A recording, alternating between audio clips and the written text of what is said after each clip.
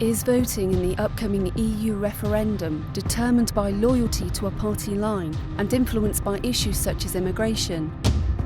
One Open University academic thinks there's something more fundamental driving voting intentions. It's been a detailed study, but just before the vote, she is meeting more voters. So I'd like to show you a picture. Okay. Have a look at this picture. What does that say to you about belonging in the European Union? The reason why I use the picture is it gives people an opportunity to explore their attitudes towards the European Union. I'd say it symbolises togetherness in the European Union. I'd say it's slightly biased. And all together holding each other up. I feel the European Union being this sort of body that we all feel that we are now attached to. People can project a future identity onto this question. They can explore the European Union quite easily.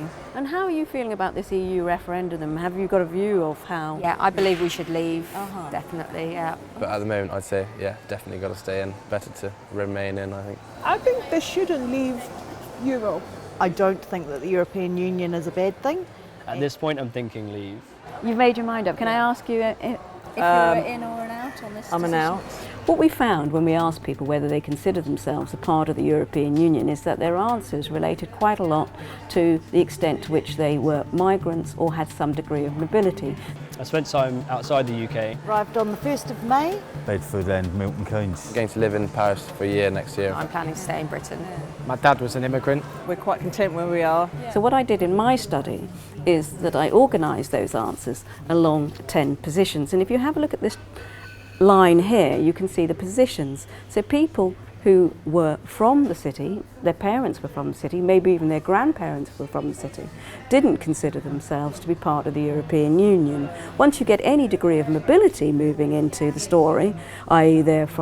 maybe they travel to Italy for holidays or have worked abroad for a bit, they start to consider themselves part of the European Union. So once you move all the way to here, serial non-settled, that's people who have moved maybe quite a few times right from an early age and fully intend to move again. And what we found is that those people consider themselves to be a part of the European Union.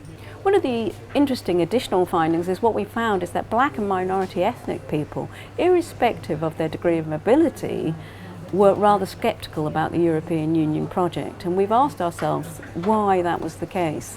And what we suspect is the case is that they see Britain as part of a global picture, and they're exploring the idea of Britain being a global player. What we found is that this debate about the European Union isn't particularly party political. People do have opinions on the European Union, and this EU referendum debate is giving them an opportunity to explore those opinions.